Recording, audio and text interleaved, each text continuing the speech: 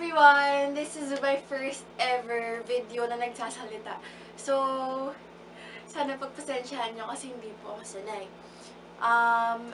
As I promised you, I will film a how I lost weight video.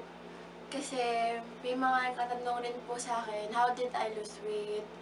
Mag-give daw ako ng tips. And, yun, so far naman, I lost 35 pounds. And yun, I will share you my weight loss story.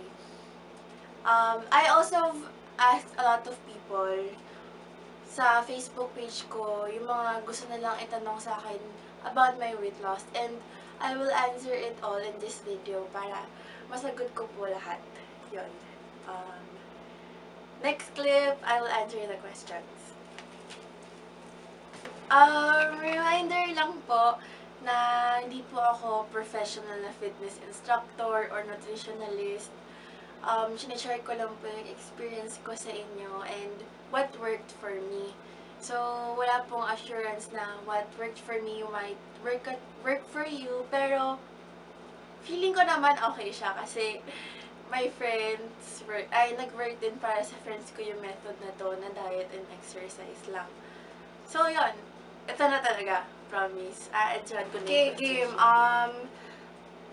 First question, paano mo na-resist kumain? Or, paano mo lalabanan kumain ng madami? Na-resist kumain, actually, hindi ko po talaga na-resist kumain. Kumakain ako, pero healthy foods. Katulad ng brown rice, cereal sa umaga, non-fat milk, fish, veggies, yung mga ganon, yung mga greens. Mahilig din po kasi ako sa salad, so hindi ako masyadong nahirapan kumain ng vegetables. As for paano mo na-resist kumain, you have to eat po. Kasi mabagal ang metabolism mo pag hindi ka kumain. But you have to choose wisely kung ano yung kakainin mo. Next is, what is the most important strategy to lose weight? Important strategy po, for me, na nag-work sa akin, is combine diet and workout. Kasi, mas mapapadali yung weight loss niyo pag kinumbine niyo silang dalawa. As for diet, hindi po kailangan na crackers lang kainin niyo or magtubig lang kayo buong araw. No, you can eat as long as it's healthy. Tapos, sa workout naman, hindi naman po kailangan everyday. Kahit 3 times a week lang, ganon, kahit 20-minute jog lang, okay na yon. Basta, hanggang sa makakaya niyo, huwag niyo pong pilitin. Tapos, hindi ka ba natitempt kumain ng madami? Natitempt po ako lagi, as in. Kasi sobrang takaw ko po. Ang hilig ko po sa sweets, sa ice cream, sa chocolate, and ganon. So, pag dumating yung point na natitempt ako, iniisip ko na lang yung dream body ko, yung goal ko, tas iniisip ko na lang na ayoko na pong tumaba ulit or bumalik yung weight ko before. Tas, yun, ano yung mga healthy foods na kinakain niyo po para mag-lose ng weight and affordable din? So, ang kinakain ko na healthy foods is yun nga, brown rice, or kung gusto niyo i-try red rice, ganon. Tapos, kung gusto niyo naman na white rice at hindi talaga kaya ng brown rice, pwede rin naman po, basta as long as keep it sa tamang amount. Kunwari, 1 cup lang per meal, ganon. Tapos, as for affordable, ang nag-work sa akin is yung Nestle Fitness Cereals, tapos non-fat milk. Yun yung bini-breakfast ko with banana. Or oatmeal. Tapos, syempre affordable is yung mga fruits, yung mga veggies, ganon. Yun lang, yung like normal, yung mga normal na healthy foods.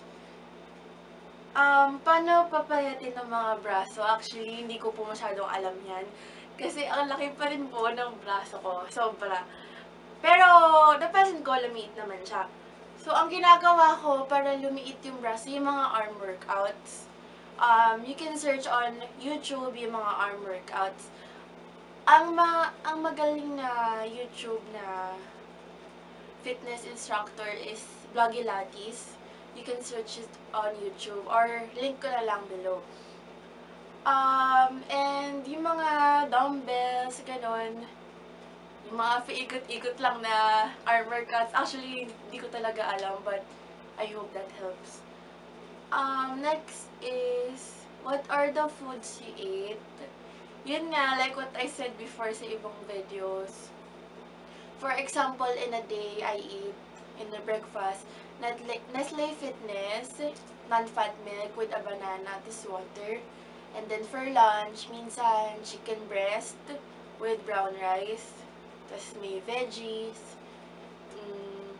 Yung mga okra, favorite ko kasi yung okra. So, okra tsaka brown rice kinakain ko. Minsan with bagoong. Pero konti lang. Tapos, for dinner naman, light lang din. Siguro oatmeal, ganon.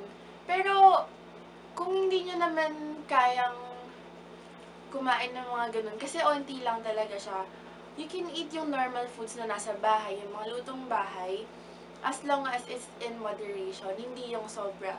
For example, ulam niya for today is adobo. 1 serving of adobo, tapos 1 cup of rice, tapos siguro add some veggies, tapos ganun lang. But accompany it with exercise. Kunwari, 20 minutes of jog sa isang araw na yon, or kaya 20 minutes of treadmill. Yun, it will work for you if you try it. Paano po mapapayat ang braso and legs? Yun nga, hindi ko pa siya masyadong alam. Pero, so, napansin ko, yung legs ko yung pumayat ng gusto. And, ang ginagawa ko lang is, nagjo-jogging ako.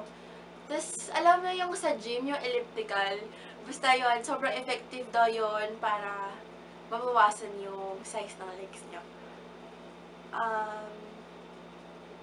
Did you take any diet pills or drink slimming teas? Hindi po, kasi natatakot po ako and ayoko rin yung effect niya kasi parang hindi natural. And feeling ko, pag nag-diet pills ako, mag-lose weight po ako pero madali ring bumalik.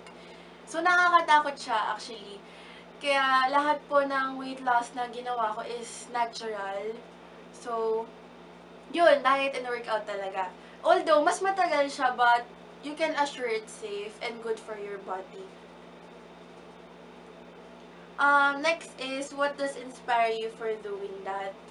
Siguro, naka-inspire sa akin yung nakita ko yung picture ko na sobrang laki. Tapos, na-realize ko na ang bata-bata ko pa, tas ganun na ako.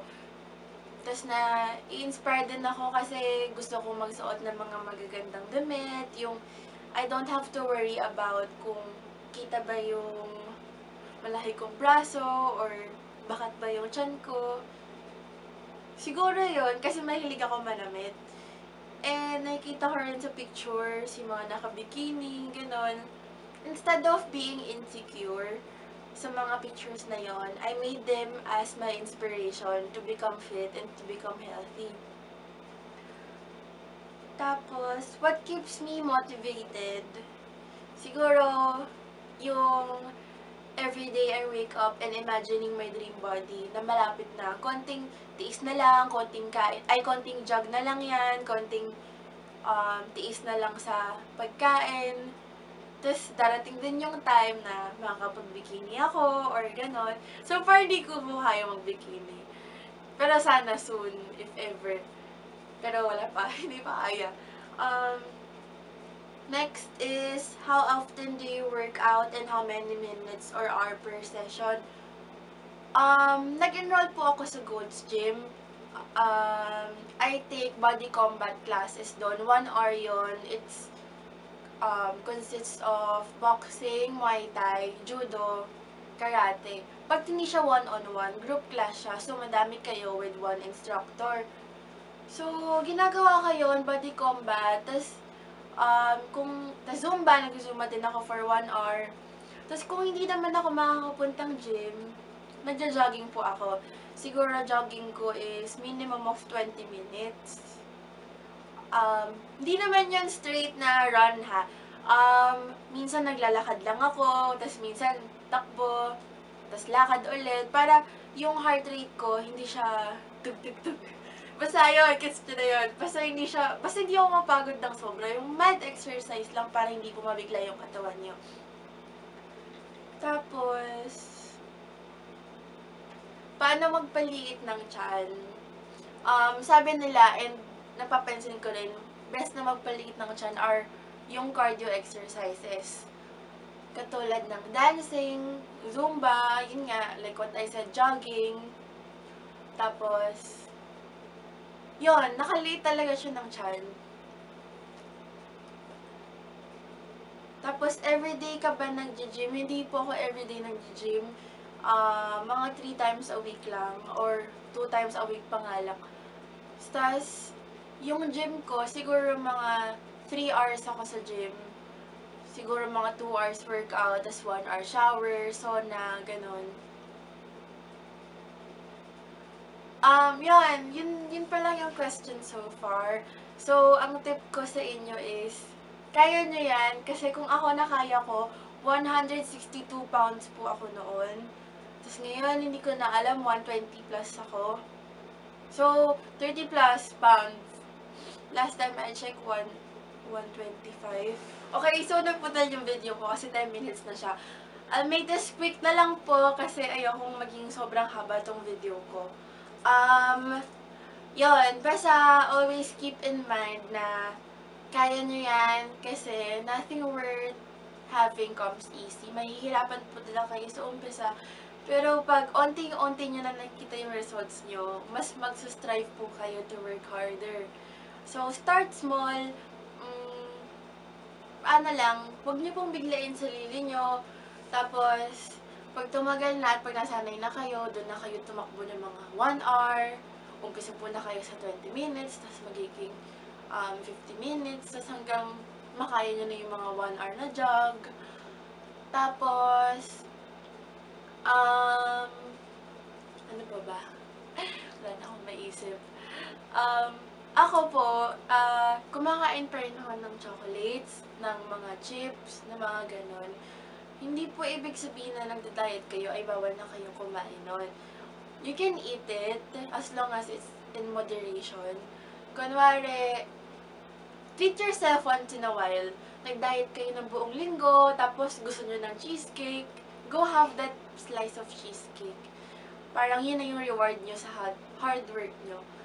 Kasi, magiging miserable po kayo pag talagang tiniis nyo yung mga foods, ganon.